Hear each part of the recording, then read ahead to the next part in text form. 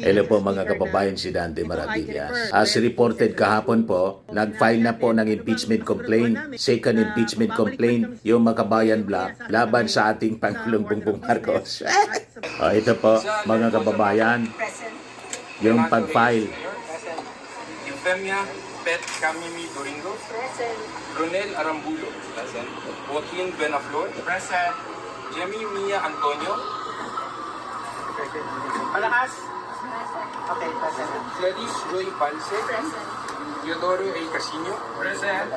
Torinel Colmenares. Yung mga kabayan black po, Modesto Toque Florida. mga signatory sa pag-file ng impeachment complaint. Si Salvame Gomez.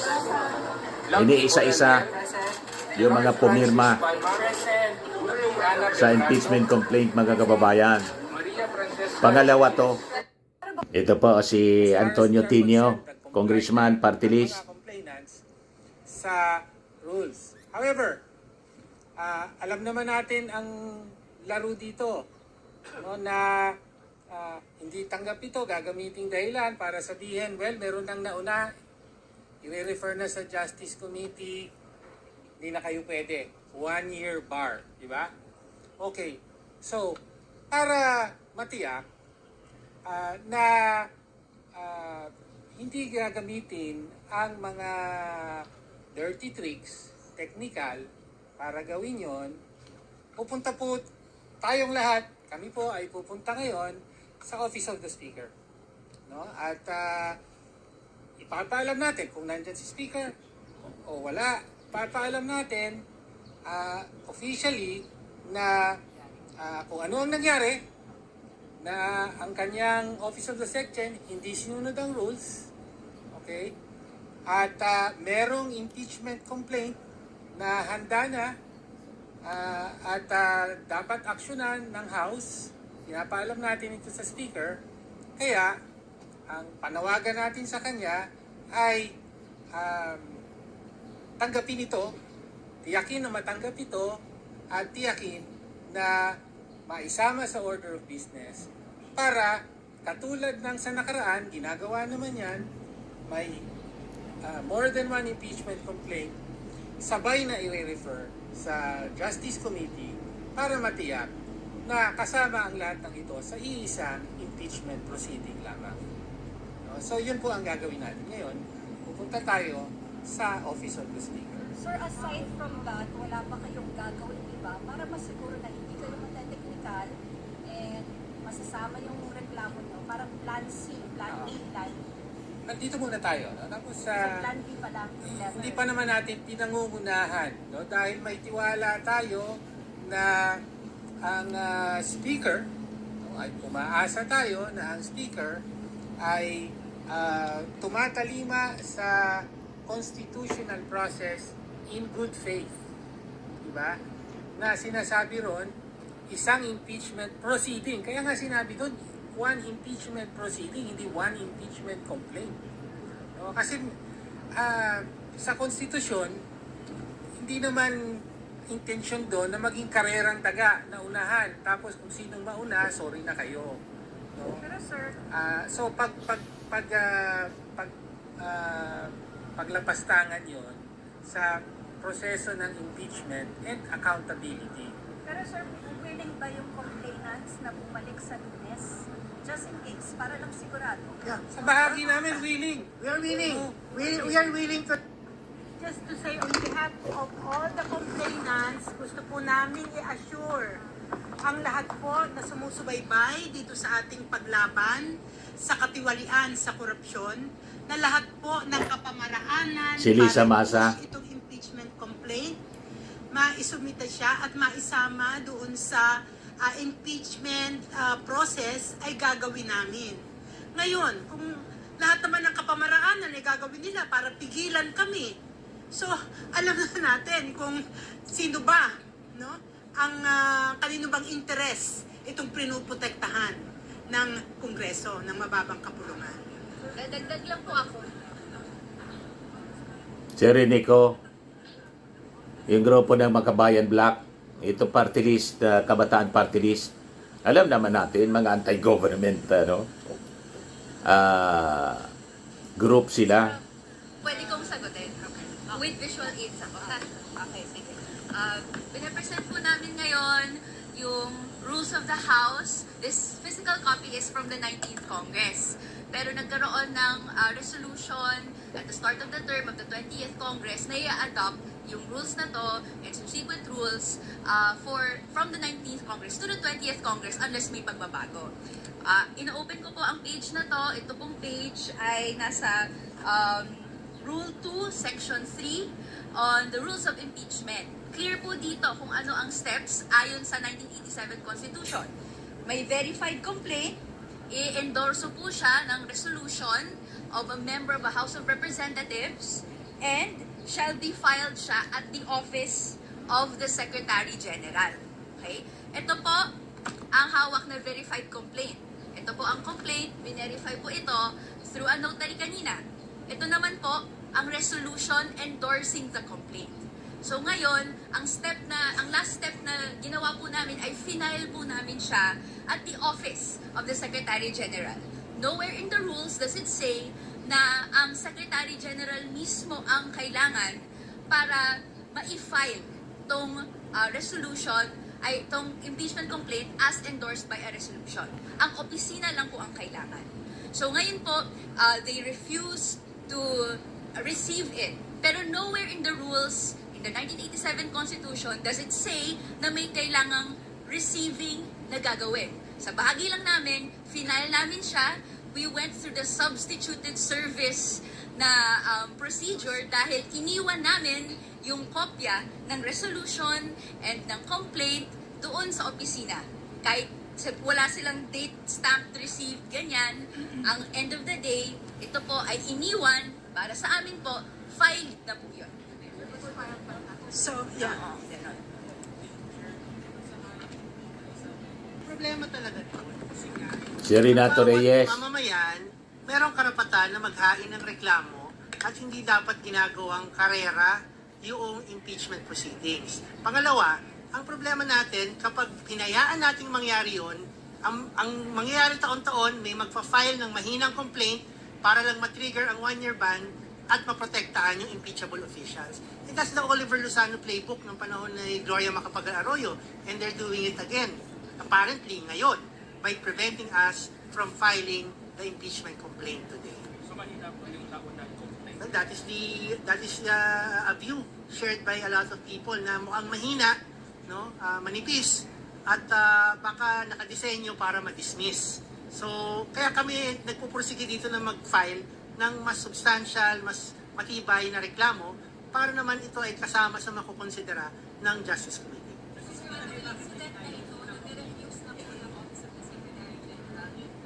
Objectively, Isang senyales yun. We have na dito si Secretary General. Well, the other day, di ba, meron pa siyang mga statements sa media di ba? So, but then again, kaya nang sinabi ko kanina, gagawin namin lahat ng kapamaraanan. Ngayon, kung talagang marami pa silang gagawin, no, para i-block ito, ay talagang mabubulgar. Kung ano talaga ang intensyon nila. Ang intensyon nila ay ipag-proceed lang doon sa weak impeachment complaint laban kay BBM. Kasi ang tingin namin, yung sa amin, malakas. Referring to yung naunang impeachment complaint ng isang abogado, weak, ang sabi nila, mahina. At ang duda nila, ang nasa likod mismo, si Lisa Marcos. Sabi din ng kampo ng mga Duterte, sabi din ni Amy Marcos, drama series daw. So ito yung second impeachment mga kababayan na pinailaban sa ating Pangulo mula sa Makabayan Bloc. So ito po, sabi dito sa balita, anti-corruption advocates from various sectoral groups on Thursday filed an impeachment complaint against President Ferdinand Bongbong Marcos for alleged betrayal of public trust. Yung mga complainants mula sa progressive groups representing workers, professionals, teachers, students, farmers, at saka urban poor. They cited 3 articles of impeachments which include allegations of large-scale plunder carried out through presidential and congressional allocations in the national budget as well as the continued use and alleged abuse of unprogrammed appropriations even for anomalous infrastructure projects. The complaint also argued that Marcos should be impeached for allegedly allowing a system of kickbacks in commitments in infrastructure projects that purportedly benefited him and high-ranking government officials. Malabo din, mga kababayan, tulad ng unang impeachment complaint na ang unang artikulo, kidnapping kay Digong. Ito naman po, yung sa flood control anomalies in budget insertions. Mismong yung ating Pangulo, siya yung nag-expose ng budget insertions sa 2025 budget. Kaya nagalit yung ating Pangulo. Yun ang nag-trigger kung bakit sa zona niya, ang sabi niya, mga kababayan, maya naman kayo. Kasi doon mga kababayan sa mga budget insertions, nasangkot yung mga congressmen and senator and DPWH officials sa execution ng flood control projects. Yun ang sinabi ng ating Pangulo. Maya naman niya kayo. Then, binuo niya mismo yung ICI para maimbestigahan yung mga sangkot. And this time, marami na po ang nakakulong. Yan o, mga naaresto mga kababayan. Bong Revilla, dating senador, 6 officials, DPWH Mimaropa, 8 officials, DPWH Davao Occidental, 4 officials, DPWH Bulacan 1st District Engineering Office, yung mga diskaya, si Romano Rimando, mga contractors, mga BCG boys, si Henry Alcantara, Bryce Hernandez, JP Mendoza. Napakarami na po. Tapos may 3 non-bailable case kay Joel Villanueva. Yan o.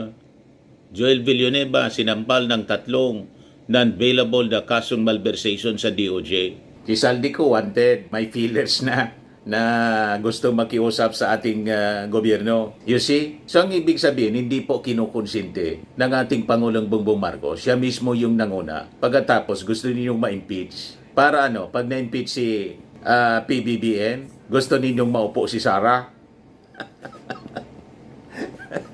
You see, yan ang problema dito sa Makabayan Black. Hindi nag-iisip. Pag natanggal yung ating Pangulo, sa bagay, malabo man po na matanggal yung ating Pangulo. Kung mahina yung unang impeachment case na final, at in-endorse na isang party list representative din na may nasabit din sa flood control, mahina din ito, mga kababayan na second impeachment case. Ayan mga kababayan.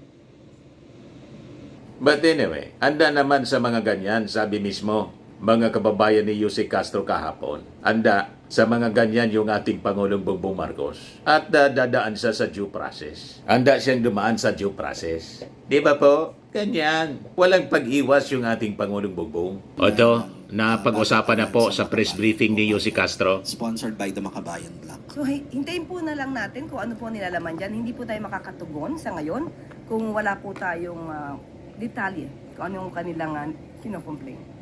Thank you. Salamat po. Sunod na katanungan, Ace Romero, Philippine Star. Yusek, may mga ulat na si resigned lawmaker Zaldico is seeking a dialogue sa pamamagitan ng mga intermediary na pare hinggil sa kanyang kinahaharap ngayon. Is the government open to a dialogue with in charge in relation to the flood control scam, and what parameters are we going to set in case we decide to hold talks with him? Sa ating pagkakarinig, siya po ay nais makipag-ugnayan sa ombudsman. At ang sabi naman din po, even before ng ombudsman, na ang lahat ng proteksyon na kailangan niya ay ibibigay. At kung ito po ay makakatulong para malaman natin ang katotohanan, ang gobyerno po, ang pamahalaan ay open po para malaman kung ano ang kanya sasabihin. Pero ano po yung mga limits o parameters na sa tingin ninyo dapat in place kapag natuloy man yung usapang ganun? Nasa kamay na po iyan ng ombudsman kung sila po ay magkikita. Depende na po iyan na basta po ang naislaman ng Pangulo ay lumabas ang katotohanan at kung sino man ang maaaring responsable sa mga maanumalyang flood control projects ay sila maimbestigahan at managot. Pero on the part of the administration, kasi yung ombudsman is hiwalay po sa bureaucracy natin, no? So sa part ng government, sa admin, open ba kayo sa similar na former representative ko? Wala pa po nabigyan ng suggestion na siya makikipag-usap sa Pangulo o sa administrasyon. Hintayin po muna natin kung ano yung kanyang itutugon. Salamat po. Salamat po. Tuesday New, DZBB. Nasagot nyo na yung unang tanong ko kung nasaan si Presidente. Follow up na lang po, mayroon ba kaming dapat ipag-alala sa lagay ng kalusugan ngayon ng Pangulo? Wala po. Kailangan lang din po namin masabi sa inyo kung ano po yung naranasan ng Pangulo kagabi dahil kahit no madaling araw po ay nagtatrabaho po ang Pangulo. Malamang po ang naranasan niya ay sobrang pagod sa pagtatrabaho. Pero dahil sinabi naman po ng doktor na naayos siya at maganda naman ang kanyang kalusugan, siya po ay nasa Malacanang at muli magtatrabaho maya-maya lamang po. Clarification lang po. Pahinga lang Na-hospital muna. po ba si Presidente kagabi o dyan lang siya sa bahay nila pinuntahan ng doktor? Yan po ay hindi po nabigay sa atin ang pinakadetalye. Okay. Isa pang question, ma'am. Sabi po ni MMDA General Manager General Nicolas Torre III, hindi pa siya retired sa PNP at hindi po siya nag-file ng optional retirement. Taliwas po sa sinasabi ngayon ng NAPOLCOM. Paano po natin maire-reconcile yun ng executive, considering na yung executive po ang nagtatalaga ng mga opisyal natin sa gobyerno? Wala po bang magiging conflict doon? Opo.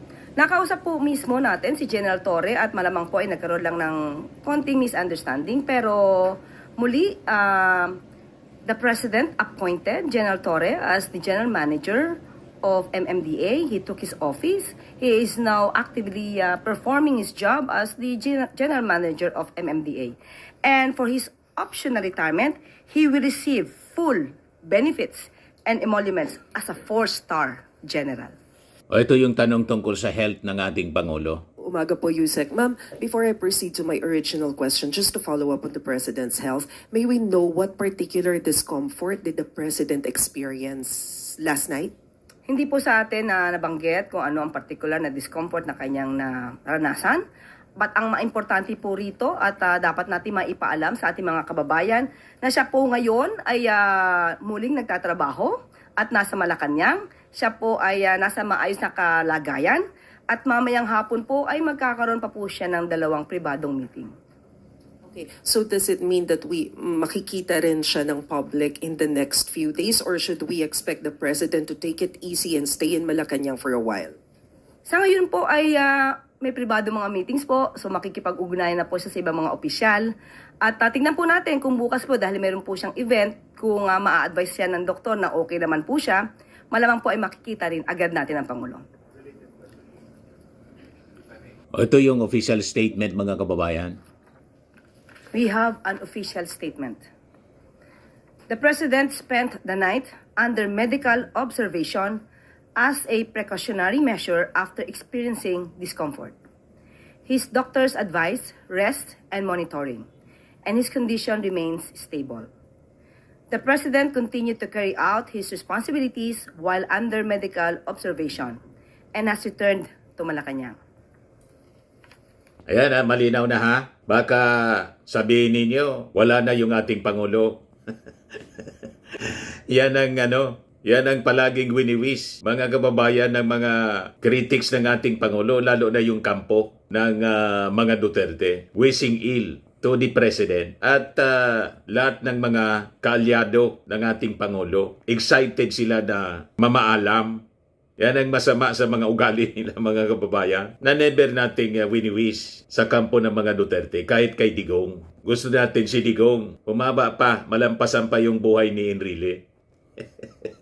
Iba po, ganun dapat. Ayan lang po mga kababayan yung ating mga balita ngayon. Ako po si Dante Maravillas. Bye-bye po. God bless.